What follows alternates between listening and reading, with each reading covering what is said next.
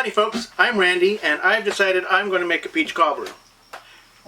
We got some peaches at Costco, some California yellow peaches, and I decided to make a peach cobbler. I've actually made peach cobbler before, and the recipe that I have used is a recipe that I found on Cog Hill farm website. If you watch them on YouTube, then you probably know who I'm talking about, what I'm talking about, and you probably have seen this cobbler on their videos. So I'm going to go ahead and eat this. While I'm eating this, let's get into how I made this and a couple little tweaks that I made to it to make it to my liking. I hope you enjoy.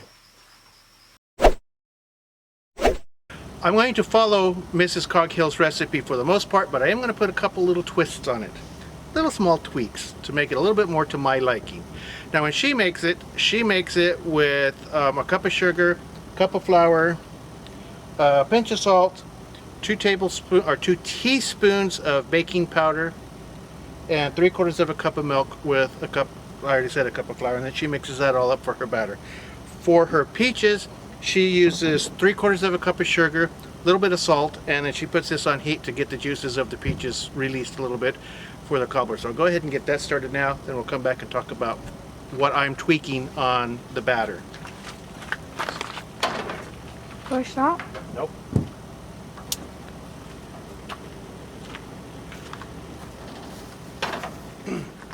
The other thing that she does is she uses 6 tablespoons of butter that she puts in her oven as it preheats. Since I'm using the grill, I'm going to go ahead and let it preheat on my grill. Close the lid.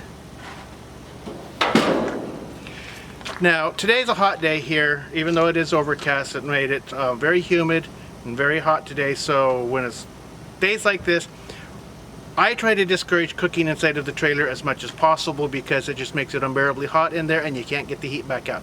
So that's why I am doing this recipe on the grill. What I'm doing different than what she does in her batter with my batter is I've cut the sugar down to a 1/2 cup instead of the full cup that she uses.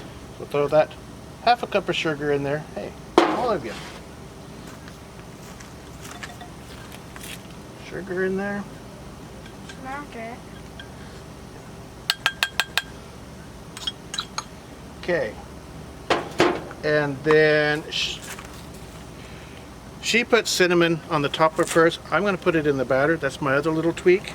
And then, of course, you know, 2 teaspoons of baking powder and a pinch of salt. So we'll put that in there. 3/4 of a cup of milk.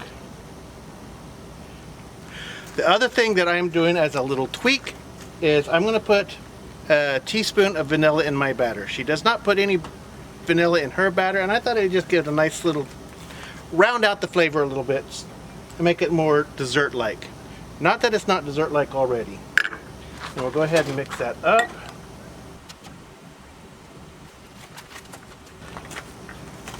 Okay, we got our batter mixed up. Got our peaches. There we go, we got a nice batch of California yellow peaches. And what we do, the lid, do it right here on the grill.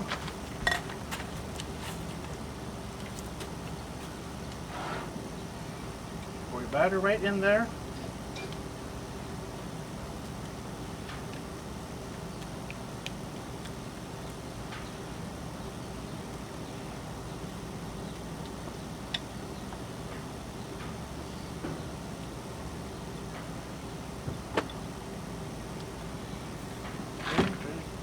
All that stuff out of there, you don't want to waste any of this because this is good stuff right here.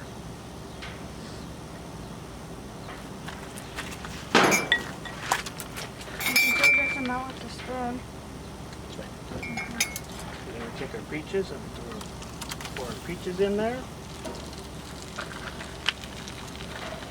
Okay, take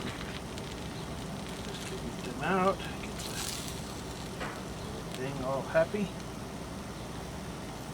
Go.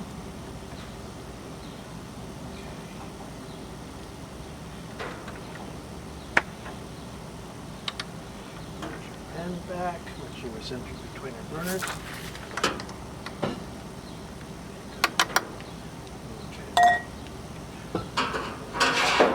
Lower the lid.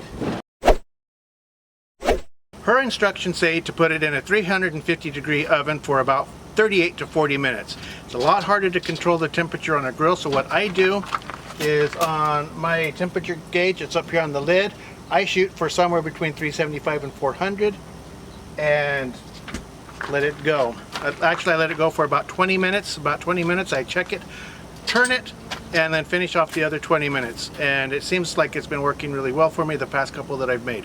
So let's go ahead and set our timer for 40 minutes, and we'll come back and see what it looks like. Okay, we're about halfway through it.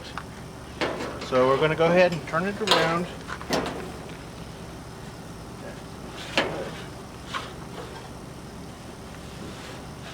We're centered again. One thing that I forgot to tell you earlier is that the way that I am doing this in this grill is I have the two outside burners going. I've got 4 burners here, so I've got the outside burners going. Underneath the peach cobbler, there's no fire. I'm trying to make it like an oven in there where the heat comes up around the side and comes around the top.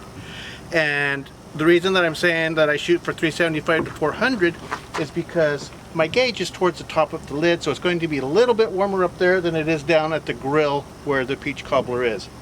I've done this a couple of times and it's worked out well for me doing it this way, so I expect it to work well again. So 20 more minutes and it'll be done. Okay, it is done, and take a look at it. Doesn't that look good? And it smells good. And I'm going to get it out of my hand because it's also hot. I'm going to let it sit here and cool down for a little bit, and then shh, don't tell anybody. I'm going to sneak a taste. Be right back. Alright, I've let it cool down for a few minutes, so I'm going to give it a taste.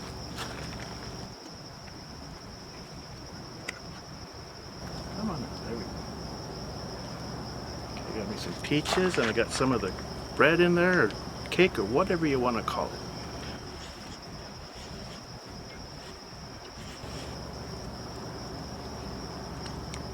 Still hot.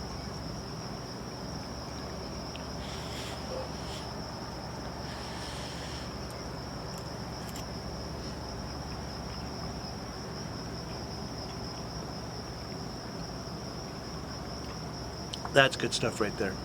Let me tell you something. When you're watching Jason and he eats his stuff and he says, I'm not gonna lie, that's good, he is not lying. That's good.